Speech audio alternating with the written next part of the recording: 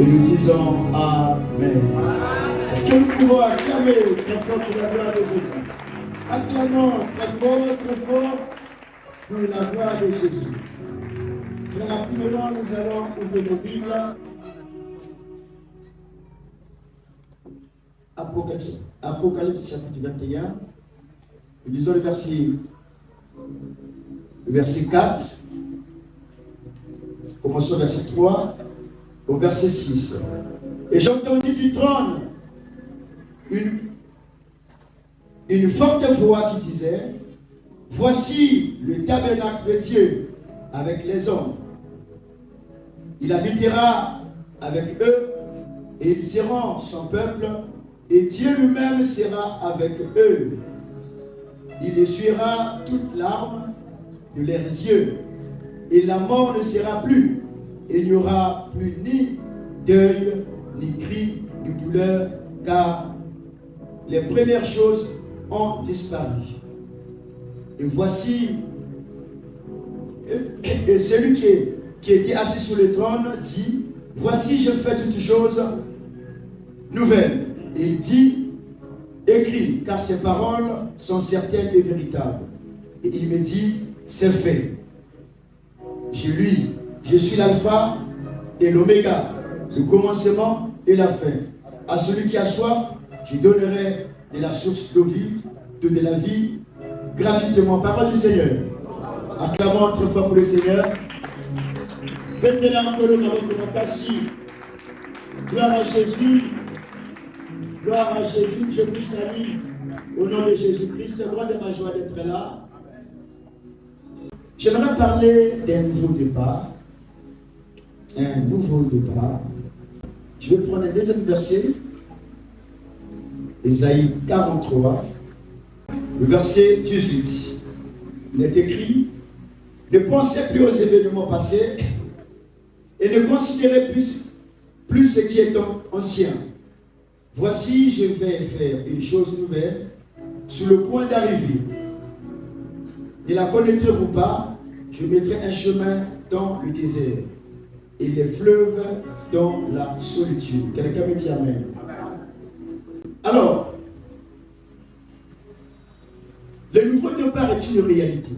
Surtout pour nous qui sommes enfants de Dieu. Quelqu'un me dit Amen. Lorsqu'on parle du nouveau départ, ça veut dire qu'il y a un départ qui avait été raté. Il y avait un départ qui avait été un échec. Ça peut arriver. Où on peut commencer bien, après un moment, on rencontre des difficultés, après un moment, c'est un désastre. Ça peut arriver. Et c'est dans tous les domaines de nos vies. Que ce soit sur le plan professionnel, que ce soit sur le plan ministériel, que ce soit sur le plan des affaires, que ce soit sur le plan, je sais pas, du foyer. Et ça peut arriver qu'un désastre arrive. Ça peut arriver que quand on rencontre des échecs et des difficultés. Mais lorsque cela arrive, en tant qu'enfant de Dieu, on doit comprendre que ce n'est pas une fatalité. Quelqu'un me dit Amen. On doit comprendre que, avec le Dieu que nous avons accepté, le nouveau départ est une réalité. Le nouveau départ existe.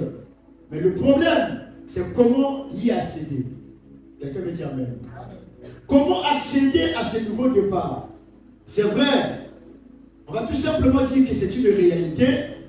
Mais le vrai problème ce matin, c'est de nous montrer comment nous devions accéder à ce nouveau départ. Ça veut dire, nouveau départ, nouveau commencement, et cela est possible en Christ. Quelqu'un me dit Amen. Même 2 Corinthiens chapitre 5 nous le dit: si quelqu'un est en Christ, il est une nouvelle créature. Donc si vous lisez la Bible, vous allez comprendre que Dieu est un Dieu de nouvelles choses. Alléluia. C'est un Dieu de nouveaux commencements. Donc peu importe la manière dont tu as commencé, on peut commencer sans Dieu une relation. On peut commencer sans Dieu par nos efforts. Mais cela ne veut pas dire que c'est la fin. Parce que Dieu a un plan. Dieu veut commencer une nouvelle histoire avec nous. Même si on avait commencé avec Dieu, qu'on a eu des difficultés, mais cela ne veut pas dire que Dieu nous a abandonnés. Mais le problème, comment expérimenter un nouveau départ avec Dieu? Quelqu'un me dit Amen. Et dans l'histoire que nous venons de lire, dans le livre d'Apocalypse, c'est une vision que Jean reçoit. Jean reçoit la vision des nouveaux cieux et de la nouvelle terre. Mais ce qui m'importe ici, c'est que Jean est en train de parler de cette nouvelle terre et des cieux. Il dit qu'il n'y aura plus de pleurs, il n'y aura plus la mort. Et ça veut dire que lorsqu'on parle du nouveau départ, ça veut dire que Dieu va nous épargner de tout ce qui nous a fait pleurer. Dieu nous épargne de nos soucis, de ce qui nous a humiliés, de ce qui nous a rabaissés. Et parce que le nouveau départ, c'est une vie tout à fait nouvelle. Ça veut dire que si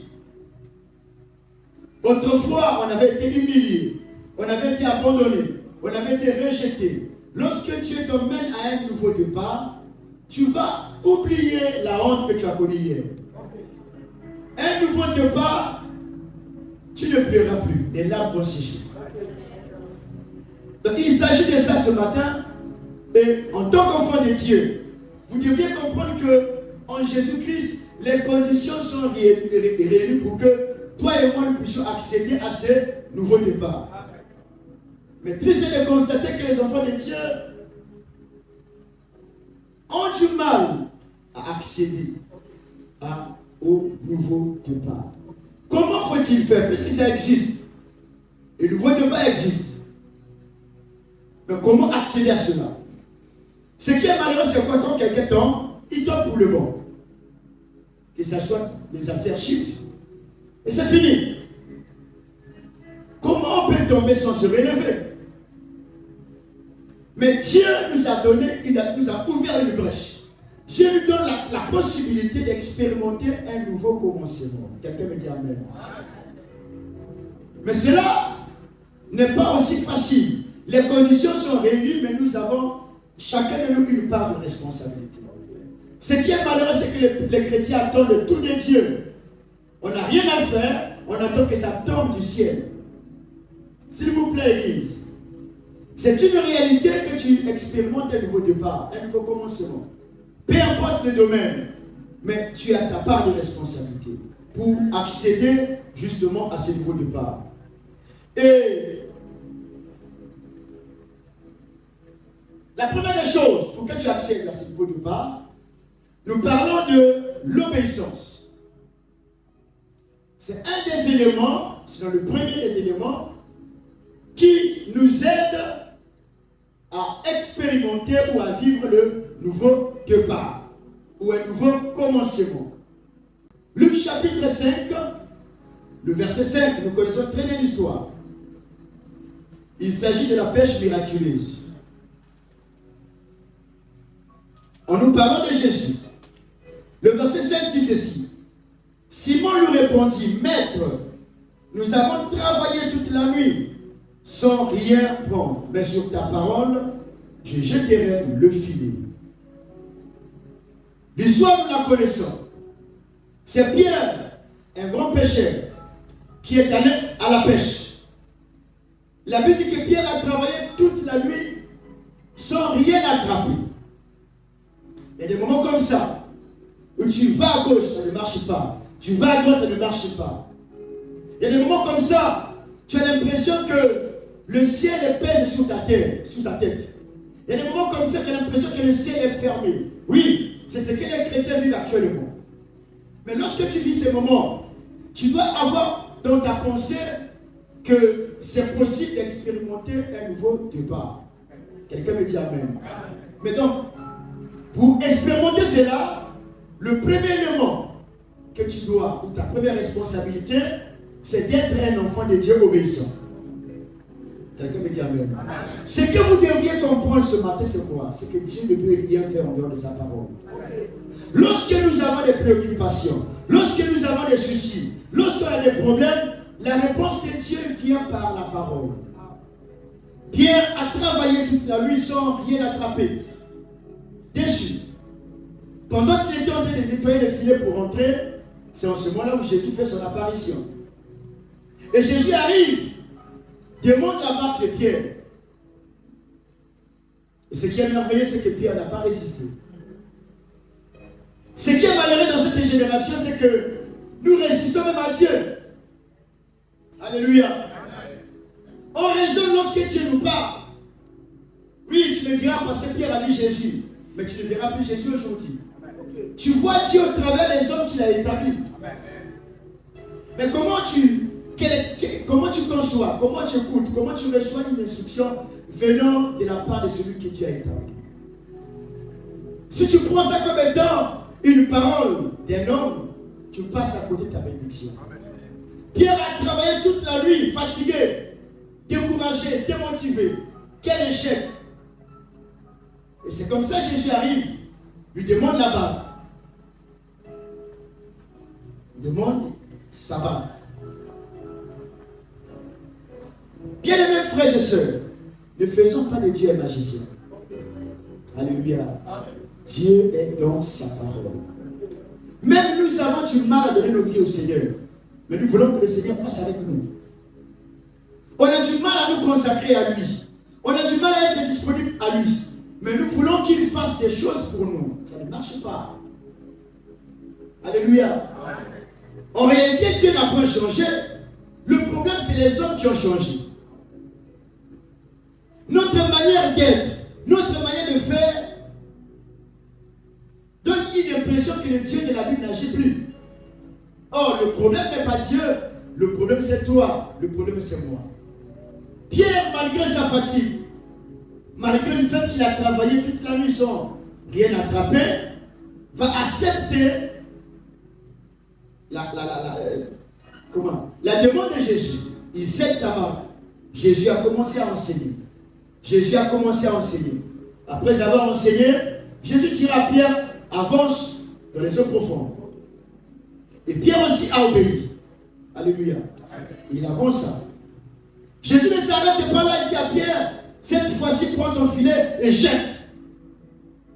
Alors que Pierre était dans son domaine. Nous avons dit, tu me connais. Moi je suis ceci. Moi je suis ceci. Mais ça ne veut rien dire si Dieu n'est pas là. Jette ton filet. Jésus qui est le maître de tout, même le maître de la pêche, dit à Pierre, jette ton filet. Et Pierre va accepter sans réfléchir, sans raisonner. Mais la seule chose, il a dit que nous avons travaillé toute la nuit. On n'a rien eu. Sur ta parole, je jetterai le filet. Alléluia. En réalité, Pierre avait été déçu. En réalité, c'était l'échec. Mais sur la parole du Seigneur, Pierre va obéir. Et en obéissant, Pierre va faire une pêche qu'il n'a jamais faite. Et nous appelons la pêche miraculeuse.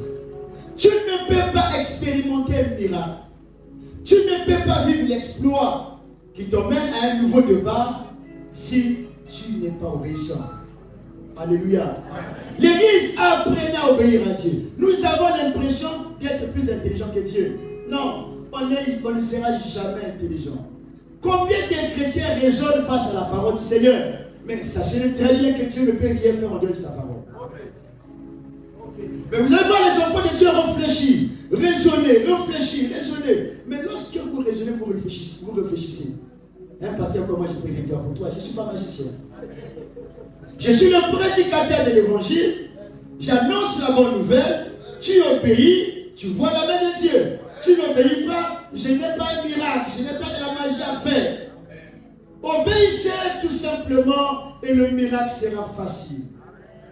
Pierre, toute la nuit, n'a rien eu, mais il a obéi et il a expérimenté un nouveau départ. Alors que pour lui, c'était fini. Alors qu'il rentrait dans le désespoir. Quel échec, un grand pécheur comme lui. Toute la nuit, n'a rien eu, déçu, découragé. Combien d'entre nous sont déçus? Combien d'entre nous ne croient plus à un changement dans leur vie? Combien d'entre nous ont cherché, n'ont pas trouvé? Je suis venu te dire que c'est possible de trouver. C'est possible d'expérimenter un nouveau commencement.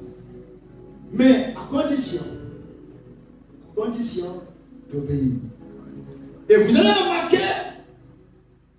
que Dieu nous montre clairement, noir sous blanc, que les nouvelles choses sont disponibles pour nous. Les nouveaux commencements, c'est possible. Quand tu dis ne pensez plus aux événements passés, ça veut dire que tu es conscient que chacun de nous a un passé malheureux. Un passé décevant. Chacun de nous a connu des problèmes, certainement. Mais il dit, il ne pense plus à ça. Il nous emmène à nous déconnecter de ce passé qui nous a humiliés, qui nous a rabaissés, qui nous a écrasés, qui nous a brisé les cœurs. Mais comment? Il dit, il y a des bonnes choses qui sont au point d'arriver. C'est vrai, c'est la vérité. Mais certains n'ont jamais vécu ça. On attend, ça vient encore. La première condition pour vivre ces nouvelles choses, ce nouveau commencement, ce nouveau départ, c'est l'obéissance. Quelqu'un me dit Amen. Amen. Pierre ne savait pas qu'il y avait un nouveau jour qui devait commencer, un nouveau départ. Pierre ne s'attendait pas à un exploit après avoir péché toute la nuit. J'aimerais dire à quelqu'un ce matin que c'est possible que tu retrouves le sourire. C'est possible que tes larmes sèchent. Mais à condition que tu comprennes que nous avons en tant qu'enfants de Dieu notre part de responsabilité. Donc cela dépendait maintenant de Pierre. Il obéit, son histoire change. Il n'obéit pas, Dieu ne peut rien faire. Alléluia. Il s'agit de ça, Église. Il est le même hier, aujourd'hui, éternellement. Dieu n'a pas changé dans sa manière de faire. Dieu n'a pas changé dans sa manière de faire. Et nous, en tant qu'enfants de Dieu, on doit comprendre. Tout ce qui est écrit dans la Bible nous sert d'instruction. Nous sert d'instruction. Ça veut dire qu'on apprend ce que les autres ont expérimenté avec ces dieux de la Bible. Et comment ils ont expérimenté ces choses. Mais par le moyen de l'obéissance. Quelqu'un me dit Amen. Acclamons très fort pour le Seigneur.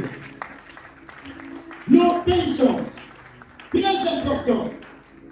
Très important. On ne peut pas vouloir marcher avec Dieu si on vit de la désobéissance.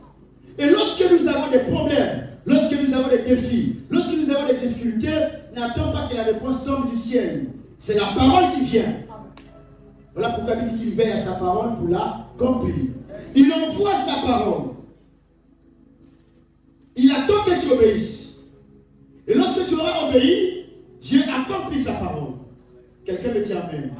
Mais si tu n'obéis pas, Dieu ne fera rien.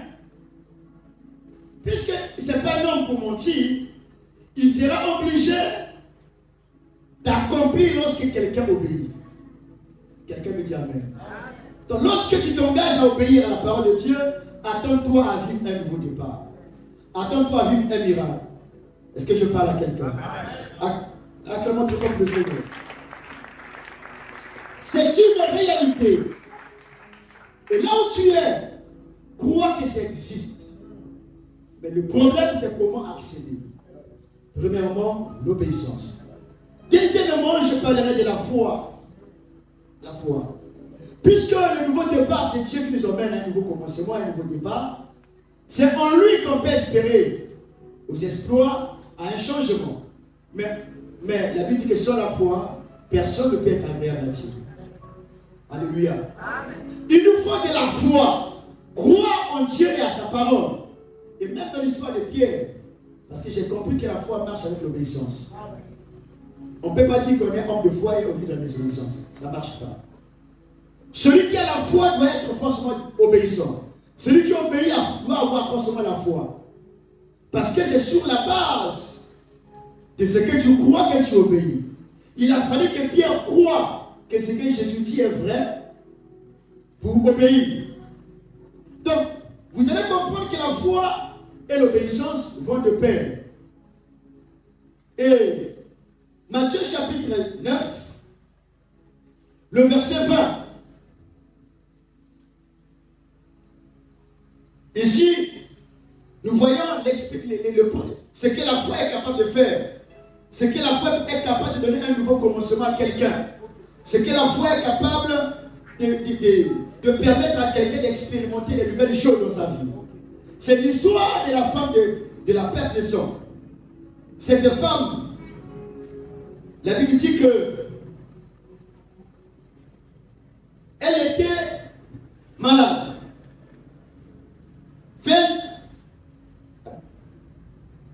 12 ans de souffrance, 12 ans d'humiliation, 12 ans de mépris, 12 ans de maladie.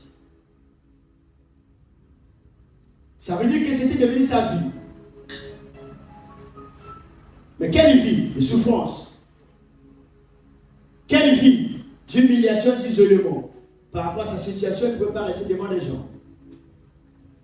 12 ans, elle vivait dans la solitude. 12 ans, elle ne pouvait rien faire. Ça peut être ton cas, je ne sais pas combien d'années tu souffres. Combien d'années tu es bloqué. Combien d'années tu es humilié. Combien d'années tu es rejeté. Combien d'années tu vis le mépris. Et tu as l'impression que ça ne changera pas. Non, ça change à condition que tu payes le prix. À condition que tu joues ta partition, parce que chacun de nous a une responsabilité en ce qui concerne accéder à un nouveau départ. Et la Bible dit ceci, longtemps elle a souffert, mais un jour elle n'a entendu parler de Jésus. Et elle s'est dit en elle-même, elle avait la foi que Jésus était la solution. Elle avait l'espoir que mon Jésus elle aura la réponse. Mais par rapport à sa situation, elle ne pouvait pas se présenter devant Jésus clairement comme ça, que voilà mon problème. Mais elle a mis sa foi en valeur. Elle s'est dit en elle-même, si je puis seulement toucher le bout de son vêtement, je serai guéri. Personne ne l'a dit. Je ne sais pas s'il avait reçu un enseignement. Mais elle-même a réfléchi, elle-même a raisonné, elle-même a trouvé, comment on appelle, une chimie pour recevoir son miracle. Elle-même a trouvé la démarche. Il dit, si je peux seulement toucher le bout de son vêtement, je serai guéri. Et elle ne s'est pas limitée à réfléchir. Elle a mis sa foi en valeur. Le problème, c'est que nous croyons, mais nous avons du mal à mettre en valeur notre foi. Tu crois, c'est bien, mais est-ce que ta foi est agissante? Une foi agissante, une foi qui n'est pas agissante, ne peut pas produire un miracle. Alléluia. Le nouveau départ, c'est possible. Le nouveau commencement, c'est possible. Mais c'est là possible par la foi. Mais quel genre de foi? Une foi agissante.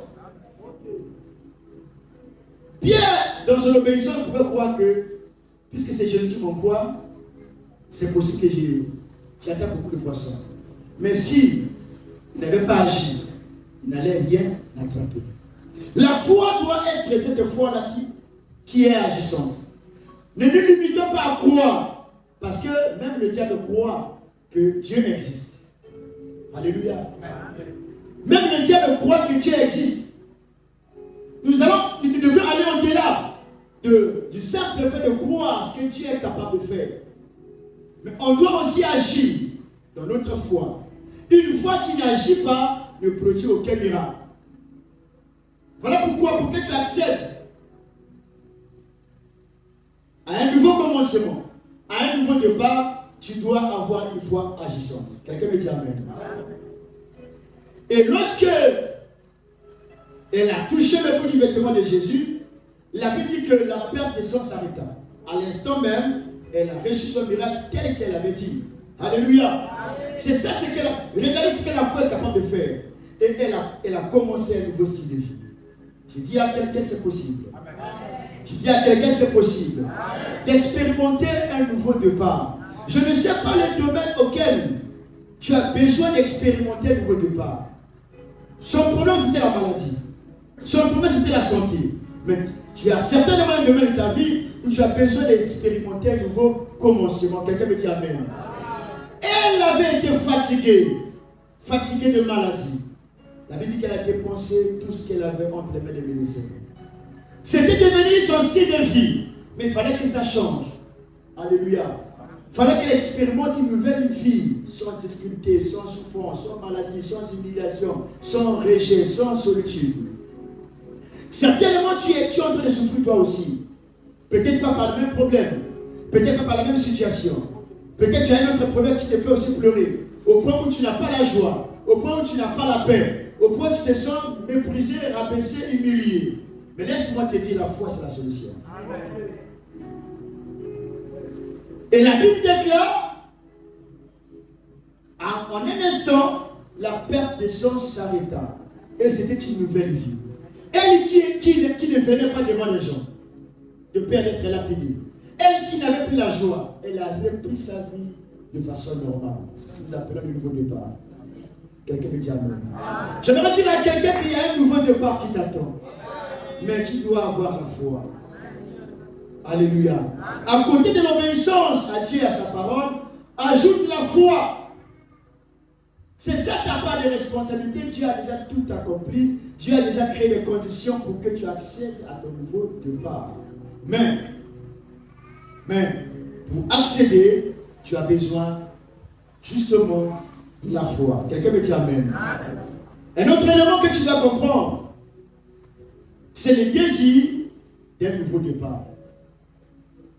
Vous savez, rien ne peut arrêter un désir. Le désir. Lorsque tu désires quelque chose, et tu as un désir ardent, tu finiras par obtenir ce que tu cherches. Le vrai problème avec les chrétiens, c'est que les chrétiens sont découragés, sont déçus, et ils n'espèrent plus rien.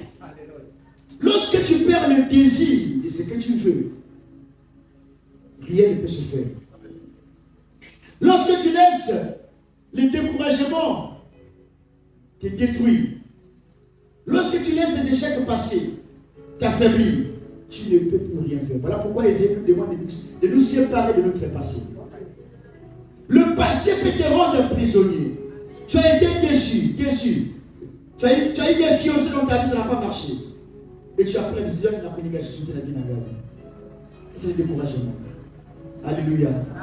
Oui, ça n'a pas marché hier, mais demain ça peut marcher. Quelqu'un me dit amen. Tu as entrepris des affaires.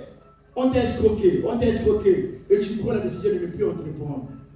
Je suis venu te dire ce matin, n'abandonne pas. Le nouveau départ existe.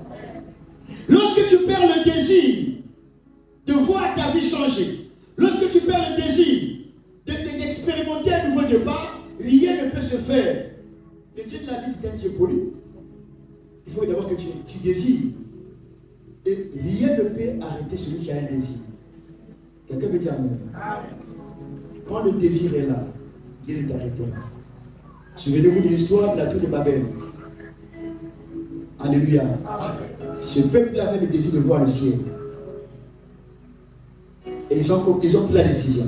Le désir emmène quelqu'un, met quelqu'un en action. Alléluia. Nous avons des chrétiens qui sont devenus amorphes. Ils ne croient plus rien. Mais si tu ne crois à rien, qu'est-ce qu'on peut faire avec toi? On ne peut plus rien faire. Tu dois avoir le désir d'être délivré, le désir de grandir dans le Seigneur, le désir de voir ta vie changer. Ça doit brûler en toi. Parce que lorsqu'il y a un désir, personne ne peut arrêter un désir. Pourquoi est-ce que tu es le même? Comme cela fut le cas dans l'histoire de la tour de Babel. Ils ont eu un désir et ils ont mis leur désir en action. Et Dieu vient pour voir ce qu'ils sont en train de faire. Dieu a eu peur. Quelqu'un a compris? Amen. Et Dieu était obligé de les disperser. C'est pour nous dire que, quels que soient les échecs du passé, tu as essayé, tu as échoué, tu as forcé, ça n'a pas marché. Mais ne te décourage pas, ne perds pas le désir de voir des jours nouveaux. Quelqu'un me dit amen. Ne perds pas le désir, ne désespère pas non plus. Parce que beaucoup de gens n'ont plus le désir du changement, n'ont plus le désir de voir leur vie décoller. Mais si tu ne désires plus, mais Dieu n'a pas que toi. Alléluia. C'est très important, très important. Et à côté du désir, ajoute le courage. Amen. Ajoute le courage. Vous savez, l'absence du courage peut amener quelqu'un à penser que Dieu a déjà fini avec lui. Je dis à quelqu'un, Dieu n'a pas encore fini avec toi. Le courage de commencer petit. Je prends un exemple simple. Tu faisais des affaires, tu montes. Après tu chutes. Tu perds tout, y compris le capital. Sois courageux. Commence même avec l'eau. Amen. Alléluia. Amen. Commence même avec le peu que tu as. Mais lorsque tu vois là où tu étais, tu as honte de commencer avec un petit niveau, avec un petit fond, c'est fini pour toi. Quelqu'un me dit amen. Ayez le courage. Oui, le courage d'espérer d'oser encore. Mais lorsque tu auras perdu ça, c'est fini. C'est fini. Voilà pourquoi ce matin, j'aimerais dire à quelqu'un, sois courageux. Le monde dit que la vie appartient aux courageux. Et ils ont raison. Quelqu'un me dit amen. Dans le domaine du ministère comme nous, comme ça, tu peux aller, tu fais un an. Mais à un moment, une situation arrive, tu chutes. Mais ça ne veut pas dire que Dieu t'a lâché. Le courage de commencer à travailler, comme au bon vieux temps. À l'époque où tu gênais, tu priais, tu pleurais devant le Seigneur. Quelqu'un me dit amen. Mais lorsque tu perds le courage de reprendre ces consécrations, de reprendre ces sacrifices, c'est fini. Tu vas péter de vous. C'est comme ça de voir des gens, ils tombent, ils vont pour le bon. Mais lorsque tu prends courage, tu reprends la vie de consécration, Dieu va te restaurer. Tu expérimentes encore de nouveaux départs. Quelqu'un me dit amen. Même les enfants de Dieu, il y a des gens qui ont perdu leur élan, leur force, leur énergie spirituelle. Ayez du courage de recommencer. Quelqu'un me dit amen. Ayez du courage d'aller encore vers Dieu, de chercher, de pleurer. Et Dieu va vous restaurer. Et ça sera un nouveau départ. Le nouveau départ est possible dans tous les domaines de nos vies, frères. À condition que tu comprennes ces choses. À condition que tu sois courageux, que tu désires. Désire voir un nouveau jour apparaître. Quelqu'un me dit amen. Désire voir un changement. Désire expérimenter un nouveau commencement. Oui, ça doit changer. Mais comment? Sois courageux. Alléluia. Je vais prendre un autre point. Peut-être sur ce point, on va dire beaucoup de choses. C'est l'humilité. Même pour le commencer à zéro, ça demande l'humilité, hein, n'est-ce pas? L'humilité. Très important. Très, très important. J'aimerais vous dire que l'humilité, c'est l'une des conditions qui nous aide à accéder au nouveau départ. Et ce qui tue les chrétiens aujourd'hui, c'est qu'on n'est plus humble. C'est une valeur qui envoie des disparaître dans les églises. Alléluia. L'humilité devient une denrée rare dans l'église. Et les hommes humbles deviennent une espèce en voie de disparition dans l'église. Je pèse bien le mot, même dans le milieu chrétien. Une espèce en voie de disparition. Les hommes humbles deviennent une espèce en voie de disparition. En réalité, lorsqu'on parle de l'église, on parle des chrétiens, ce qui doit nous caractériser tous, c'est l'humilité. L'humilité. Mais malheureusement, ce n'est plus ça. Les mêmes agissements qu'on trouve dans le monde, nous les trouvons dans l'église. Les mêmes caractères, les mêmes réactions, les mêmes comportements qu'on peut observer chez les païens, c'est normal. Ils comprennent parce que c'est l'humilité, mais on ne peut pas observer ça dans l'église. La manière dont on considère les autres avec dédain et mépris, tu crois supérieur, tu crois plus que l'autre, mais tu oublies que tu n'es que le produit de la miséricorde de Dieu.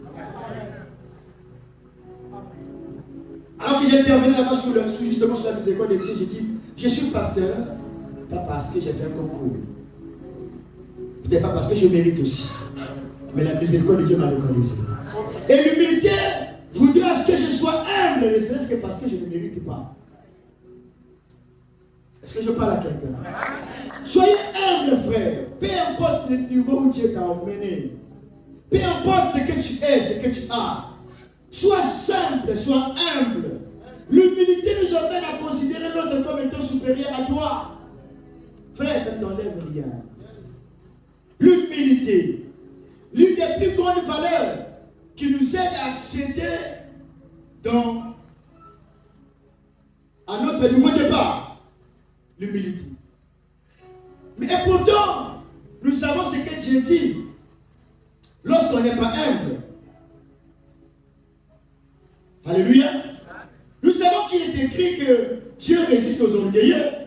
Nous le savons très bien. Est-ce que nous mesurons l'ampleur de ce que c'est que résister? Est-ce que nous savons ce que c'est que résister? On y regarde quoi? C'est ça? Est-ce que vous avez conscience de ça? L'humilité. Lorsque tu n'es pas humble, tu es forcément orgueilleux ou orgueilleuse. Frères et sœurs, beaucoup de gens auront du mal à atteindre le niveau que Dieu avait décidé pour eux à cause de l'orgueil. Pendant que Dieu t'a fait seulement goûter, tu as l'impression déjà d'être au ciel. Tu as l'impression qu'on sache qui tu es devenu. Non, frère, restons humbles. Humble. Alléluia. L'humilité, c'est une des plus grandes valeurs qui devrait être vécue dans l'Église.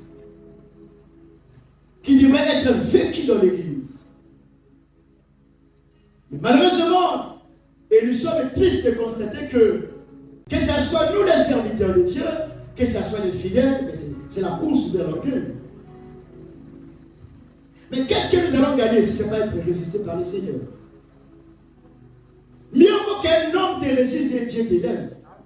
Mais si Dieu te résiste, tu feras tes efforts, mais il va te résister et tu ne gagneras pas ce combat. Je dis à quelqu'un, tu ne gagneras pas le combat contre Dieu. Lorsque Dieu te résiste, peu importe ce que tu peux avoir, sois humble. Sois humble. Alléluia. Alléluia. Parfois, on appelle démon ce qui n'est pas démon. On voit le diable là où il n'y a pas de diable. Nous croyons à la puissance du nom de Jésus. Mais pourquoi ça ne change pas? C'est que le problème est ailleurs. Alléluia. Lorsque j'enseignais sur la familiarité, j'ai dit, on accuse le diable, on accuse ceci. Un tel a bloqué Gaï. Mais tu t'es familiarisé avec Dieu. Dieu te résiste. Alléluia. Je suis convaincu que aucune puissance ne peut résister contre l'enfant de Dieu. Contre l'église, comme j'ai entendu chez les bébés. L'église est une puissance. Même la mort ne résiste pas à l'église. Alléluia. Mais pourquoi ces soi-disant petits démons nous résistent? C'est que le problème est ailleurs. Le problème est ailleurs. Ou tu es habitué avec Dieu, tu es habitué avec les serviteurs de Dieu, ou c'est l'absence de l'humilité. Dieu veut que toute la gloire lui soit rendue. Et si tu n'es pas humble, tu prendras la victoire qui revient à Dieu comme étant tes efforts. Et Dieu n'acceptera jamais ça. C'est la raison pour laquelle Dieu résiste à certains orgueilleux. Mais comprenez très bien, chers frères et sœurs, que l'humilité précède la gloire. Quelqu'un me dit amen. Ne cherchez pas à avoir des problèmes avec Dieu. Au co gêner, au co là, au co célébrer sacrifice, mais avec l'orgueil. Souvenez-vous de la prière du publicain et du pharisien dans le temple. L'autre est venu prier avec son orgueil. Je ne suis pas comme un tel, je ne suis pas comme un tel, je fais ceci. C'est l'orgueil. Le moi. Mais l'autre vient, la Bible qui n'osa même pas regarder, lever les yeux vers le ciel, dit Seigneur, sois apaisé envers moi. Est-ce que je parle à quelqu'un? Église, soyons humbles. S'il vous plaît. S'il vous plaît. Dieu a de grandes choses à faire avec nous. Dieu veut nous emmener dans les hauteurs. Sachez-le très bien. Notre rendez-vous avec Dieu, c'est au sommet. Notre place, c'est la tête et non la queue. Mais entre-temps,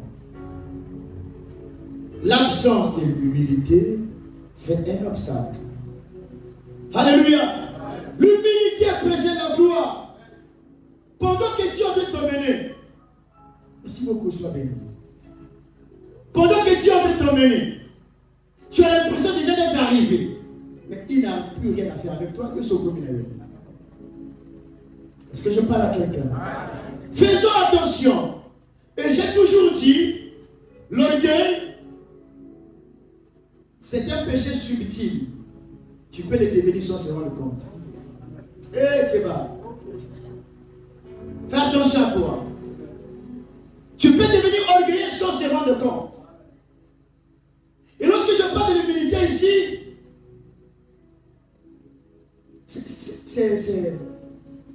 c'est une valeur tellement complexe. Voilà pourquoi lorsque Jésus enseigne sur l'humilité, il prend des exemples. Humble comme un enfant, humble comme serviteur. L'unique manière de comprendre l'humilité, c'est les deux exemples. Si tu veux enseigner l'humilité, vois l'enfant, vois un serviteur.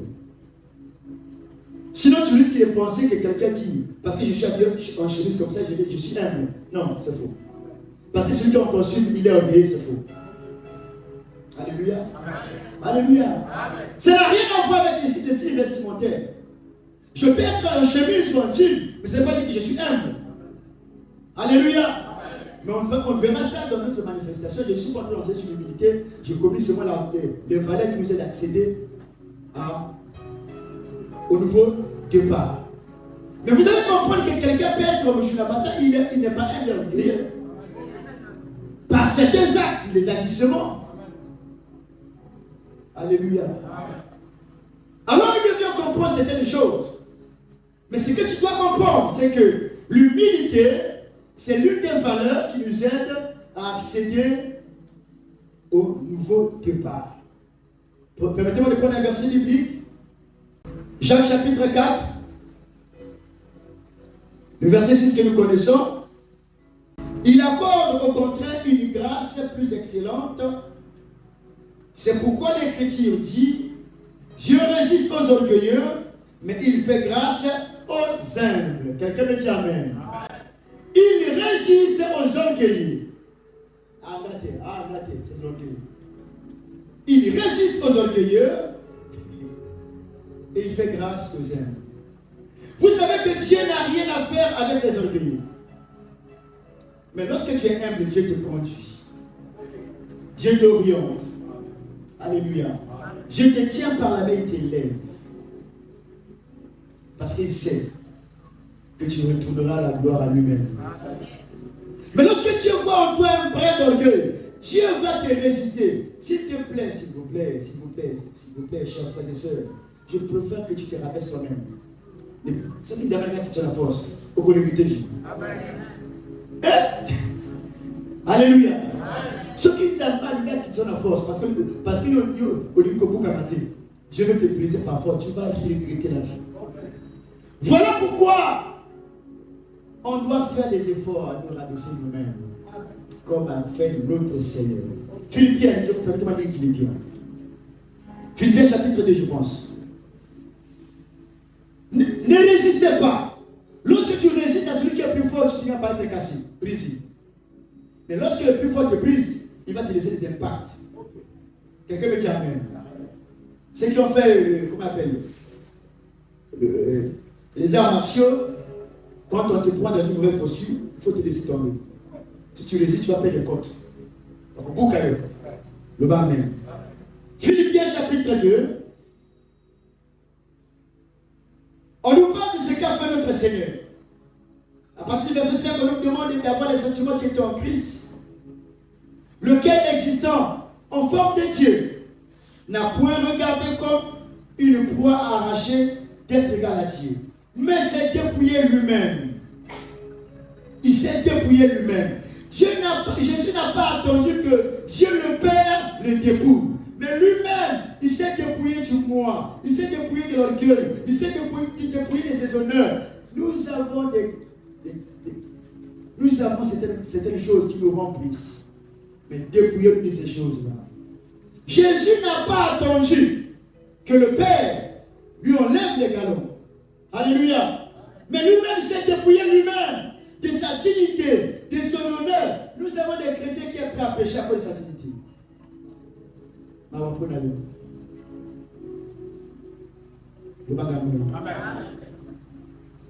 Tu es prêt à pécher, tu es prêt à abandonner la foi, tu es prêt à marcher sur la parole parce que tu veux ta dignité. Mais Jésus l'a perdu. Jésus l'a vu comme rien. Il s'est dépouillé de tout ce qu'il avait comme titre, comme galon, comme honneur. Il s'est dépouillé de tout ça. Quelqu'un me dit Amen. C'est un appel du Seigneur pour nous chrétiens d'aujourd'hui. Nous sommes dans une génération où l'humilité n'est plus vécue dans nos églises. On doit faire attention. Quand l'orgueil prend la place, il y a un problème. Acclamons très fort pour le Seigneur.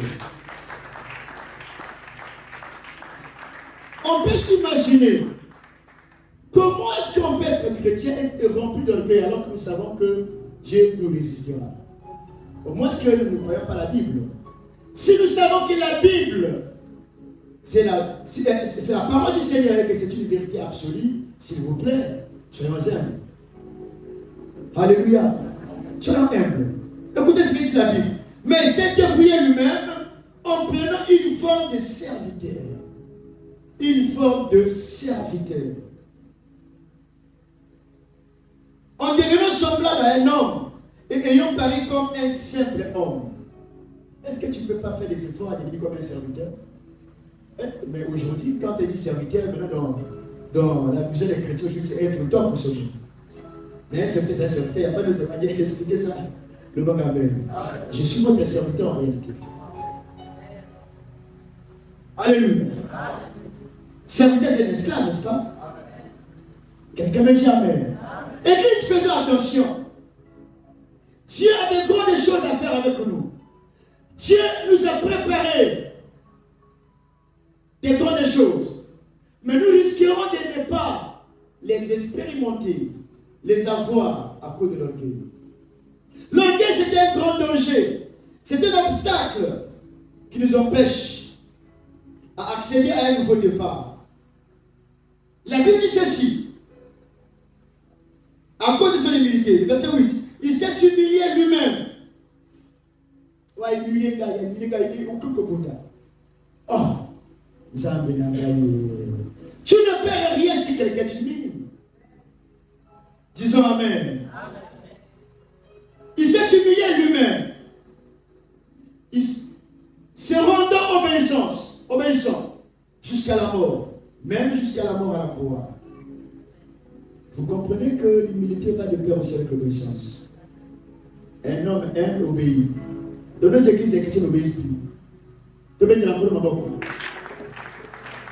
Nous avons l'évangélisation. Personne ne vient. L'orgueil. Et sans explication, sans quoi, sans excuse. Il n'y a pas d'humilité. L'humilité nous emmène à obéir. À obéir au programme. À obéir aux instructions, à obéir aux orientations du pasteur. Mais lorsque l'humilité n'est plus, on n'obéit pas. Est-ce que je parle à quelqu'un? On n'obéit pas. Frère, vous allez comprendre que ce que Dieu veut nous parler, ça c'est sûr. Lorsque la familiarité aussi s'installe dans les choses de Dieu, on n'obéit plus. Acclamons pour le Seigneur. Et Jésus étant humble, il pouvait s'humilier jusqu'à même à mourir à la croix. La mort à la croix est une mort honteuse. Mais quelqu'un qui a impacté sa génération, quelqu'un qui est un fils de Dieu, qui était lui-même Dieu en chair, mais accepte une mort honteuse. Alléluia. Exposé devant les gens qui l'ont célébré, qui l'ont acclamé, qui l'ont honoré, mais il accepte ça. Mais cela ne reste pas sans résultat. L'humilité engendre des résultats extraordinaires. L'humilité conduit à la victoire. L'humilité nous aide à accéder à de nouveaux départs. Lorsque Jésus a accepté ça, il y avait un résultat. Le verset 9 dit ceci. C'est pourquoi aussi Dieu l'a souverainement élevé. J'entends quelqu'un dire Amen. Dieu l'a souverainement élevé. Et lui a donné le nom qui est au-dessus de tous les noms. Dieu l'a souverainement élevé. Nous les enfants de Dieu, notre fétiche d'être grand, c'est la parole. Amen. Lorsqu'on écoute, on obéit. Dieu nous élèvera. Dieu nous élèvera. Et c'est là dans tous les domaines de la vie. Même sur le plan professionnel, tu travailles avec un chef, soit obéissant. Parce que Dieu n'agit qu'au travers des hommes. Il faut qu'on te propose. Le bang amen. Ah oui. Ah bon, il y a une place libre. Prends-moi ce jeune homme-là. Le bang amen. Et ils ont la franc-maçonnerie, mais nous avons les valeurs chrétiennes. Nous n'avons personne pour accéder à des responsabilités. Mais notre obéissance, notre savoir-être en tant que chrétien va nous ouvrir des portes. Le bang amen. Le bang amen. Faites attention. Nous servons Dieu devant les hommes. Ne dis pas que je m'en fous des hommes. Mais devant des gens, des hommes. Alléluia. Parce que Dieu ne peut opérer qu'au travers des hommes auxquels tu te trouves. Mais lorsque tu n'es pas humble, lorsque tu es rempli d'orgueil, lorsque tu es rempli de toi-même, tu es tellement sûr de toi, frères et sœurs, tu vas pleurer un jour. Pourquoi? Parce que l'éternel Dieu sera obligé de te résister.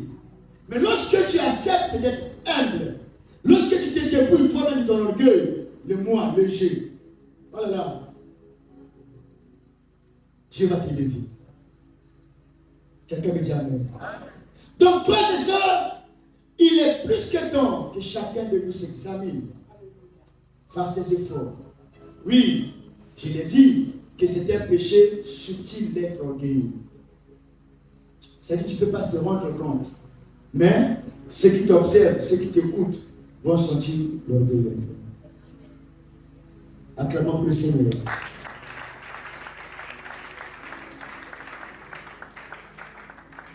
Jacques chapitre 4, toujours le verset 10. On dit, humiliez-vous devant le Seigneur et il vous élèvera. Il vous élèvera. Il vous élèvera. Il vous emmènera à un niveau supérieur. Si, et seulement si, on est prêt à s'humilier.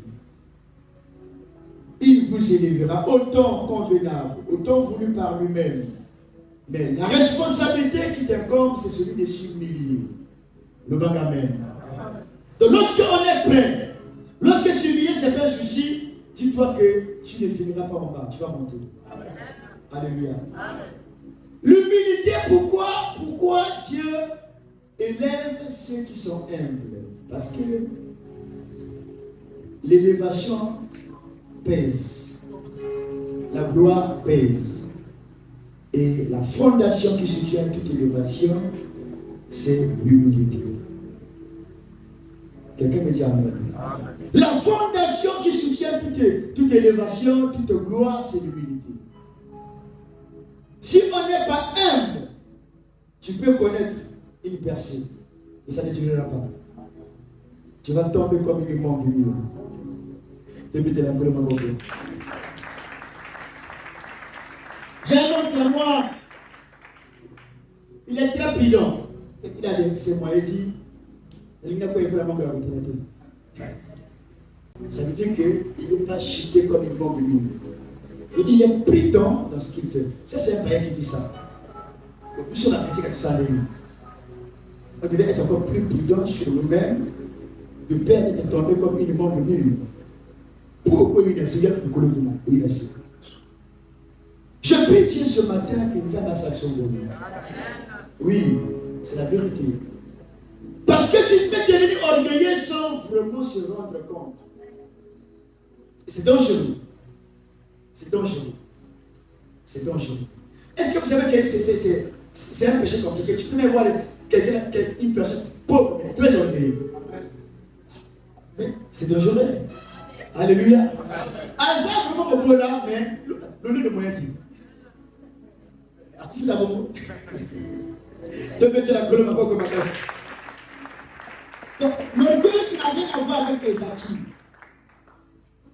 Quand tu es orgueilleux, au fait, l'orgueil, c'est la semence du diable. Alléluia. L'orgueil, c'est la semence du diable. Et moi, je dis souvent que, à mon avis, ce n'est pas dit dans la Bible, que le plus grand péché, c'est l'orgueil. Parce que j'ai lu la Bible, je n'ai pas vu un autre péché que Dieu résiste quelqu'un. Je ne sais pas, je suis devant les hommes de Dieu, s'ils ont trouvé, voilà, c'est pas le bagaille. Là où j'ai vu que Dieu résiste à un homme, c'est quand quelqu'un devient orgueilleux. Mais un tel péché, on doit éviter. On doit avoir peur d'être orgueilleux. Alléluia. On n'a pas dit que si tu es assassin, tu te résistes. Ça ne veut pas dire que tu es quelqu'un, c'est bon. Tout le monde. Amen. Mais l'orgueil, un orgueilleux,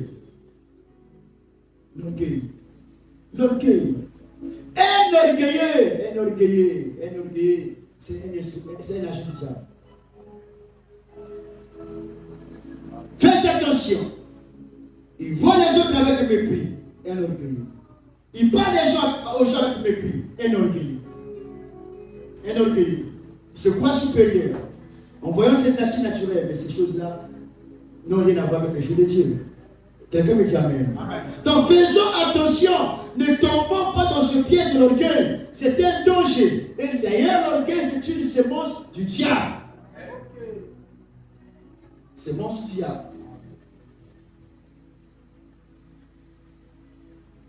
Ma prière ce matin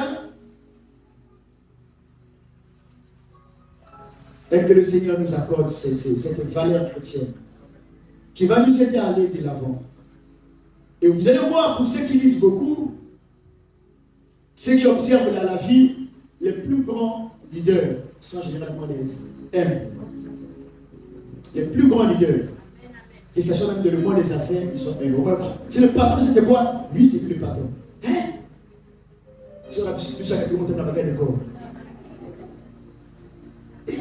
Pourquoi que c'est sa société, c'est sa société. Mais tu le vois. Voilà. Voilà. Quelqu'un me dit amen. Mais c'est pas possible. C'est.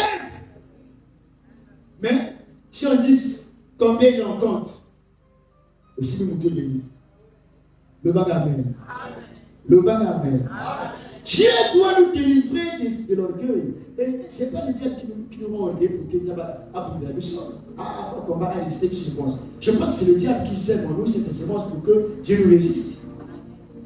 Alors soyons vigilants. Soyons vigilants, s'il vous plaît. Proverbe 29, verset 23 nous dit: l'orgueil des nobles l'abaisse, mais celui qui est humble d'esprit obtient la gloire. Alléluia. L'orgueil abaisse. Mais nous avons l'impression que ça nous élève. Ça ne nous élève pas. L'orgueil ne nous élève pas, mais ça, au contraire, ça nous abaisse. Et c'est l'une des raisons qui font que est-ce que Dieu ne nous a pas résisté? Je viens de dire ce matin que c'est possible d'expérimenter un exploit, un nouveau départ, un nouveau commencement, mais à condition que tu joues ta partition, tu sois obéissant, tu aies la foi, et que tu sois courageux à commencer, et que tu sois humble dans tout ce que tu fais dans ta conduite. Quelqu'un me dit amen.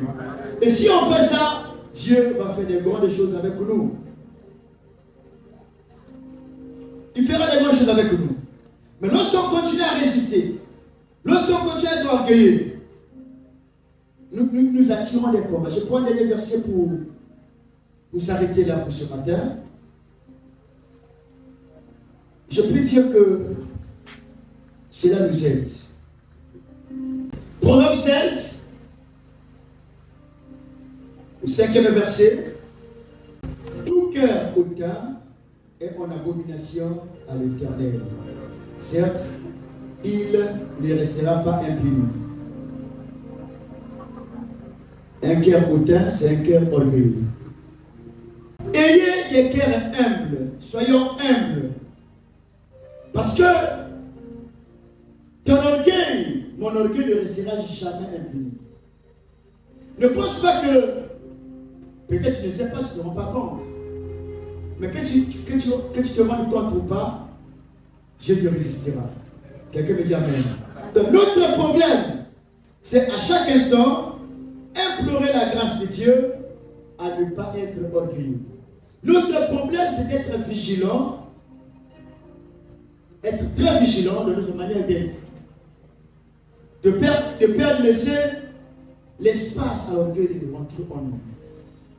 Dieu va nous résister gratuitement et on va souffrir, Et on finira par dire que nous avons la gâté. C'est nous-mêmes. Alléluia. Dieu nous a résisté et plus rien ne marche. Mais ce matin, je pense que Dieu ne parle pas en vous. Dieu sait que quelque part, il a créé des conditions pour te mener à un nouveau départ. Oui, tu as souffert. Oui, les choses ne marchent pas. Oui, ta vie ne ressemble à rien. C'est un désastre, c'est vrai. Mais il t'a promis un nouveau départ. Mais tu as une part de responsabilité. Nous allons nous écrire de la prière. Dire à Dieu, Seigneur, aide-nous. Merci pour ce que tu viens de dire. Merci pour ta parole. Et croyez-le moi, lorsque Dieu parle, il veut nous sauver.